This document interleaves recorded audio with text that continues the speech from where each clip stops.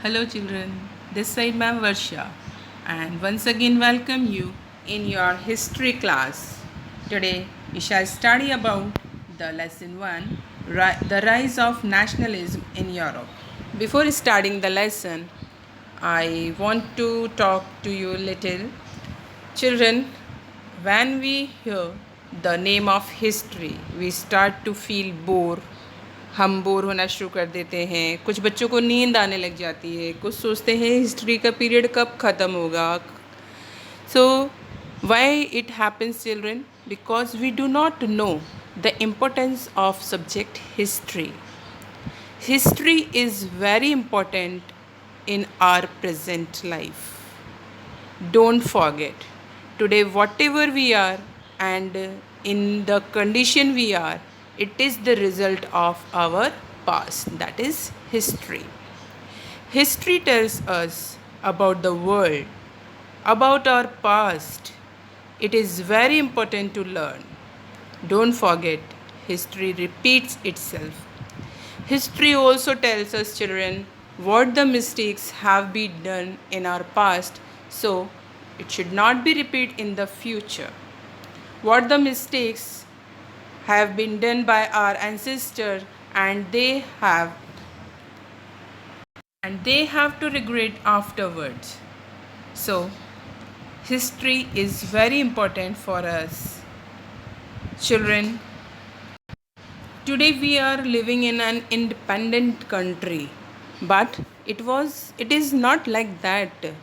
In the past, as you have learned in your previous classes, number of struggles, number of movement have been done by our ancestors, our freedom fighters, and this is the result. Present is the result of the past activities which were done by our ancestors or our freedom fighters. In this lesson also, we learn about the revolutionaries of Europe and how the nationalism, the feeling of nationalism arose in the Europe. Children, today we can see that there are so many countries in Europe, Germany, France, and so on. But before mid 19th century, it was not like that.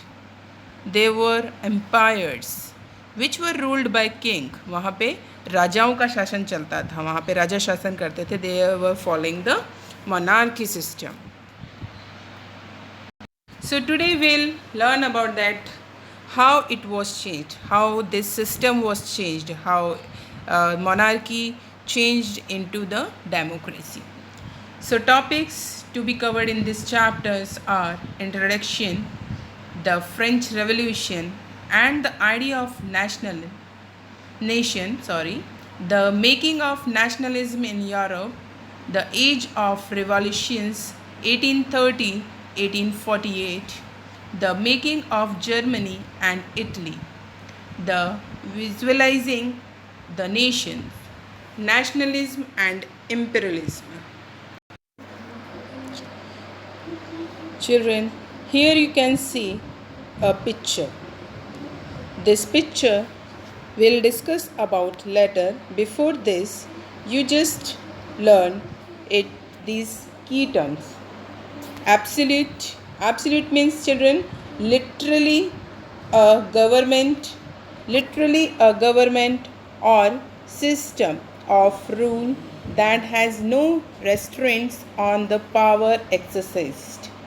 Children, ऐसी government, ऐसी सरकार जहाँ पे कोई restraints नहीं है, means there is that they have uncontrolled power, यानी जो से राजाओं का शासन होता था कि वहाँ पे उनको कोई कंट्रोल करने वाला कोई कानून नहीं था. Whatever they wanted to do, they do that, they have done that. So जैसे उनको लगा किसी को क्या सज़ा देना चाहिए according to him, that particular emperor, तो वो वही करते थे. That is absolute monarchy. It refers to a form of monarchical government that was centralise होती थी, एक ही के हाथों में पूरी पावर होती थी, शक्ति होती थी, सारी ताकत, and militarised, and repressive children, military शासन जिसको हम कह दें, मिलिट्री शासन, आर्मी फोर्स उनके हाथ में थी.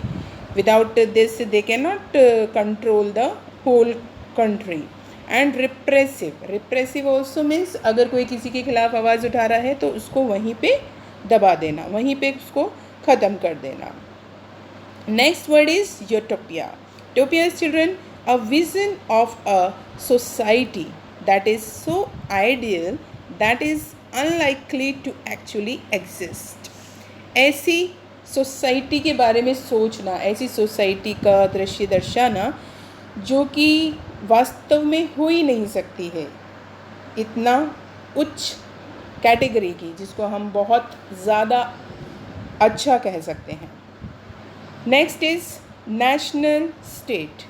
National state, children, where citizens of nations enjoys a sense of collective belongingness and common identity. It came from long struggle. It evolved from either common history, struggles, dissent, or action of leaders. This definition is given by the great philosopher Ernest Renan.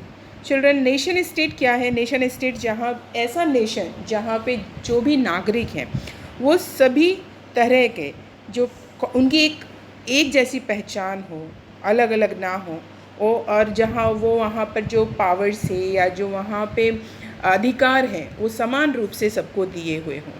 तो एक ऐसा nation कब सामने आता है children? उस nation के पीछे क्या होता है? एकजुटता होती है, यूनिटी होती है. It came from the long struggle, जहाँ पे बहुत लंबे समय तक उस देश के सभी नागरिकों ने मिलकर उसके लिए संघर्ष किया हो. उसका पीछे एक जैसा इतिहास होता है, एक जैसे संघर्ष होते हैं, एक उनका लीडर्स के और उनका मार्गदर्शन होता है. So children, let's come on this painting.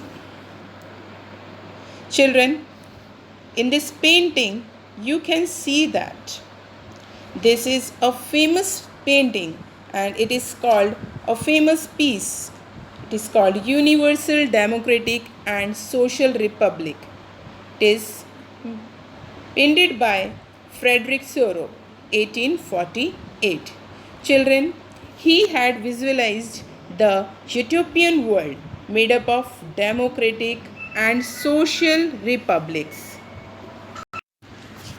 बच्चों, इस पेंटिंग को Frederic, one who is that French artist, उसने तैयार किया था, उसने बनाया था, Frederic Sorrieu. Children, this painting, rest of the explanation of this painting we'll study or we'll discuss in my next class. Bye.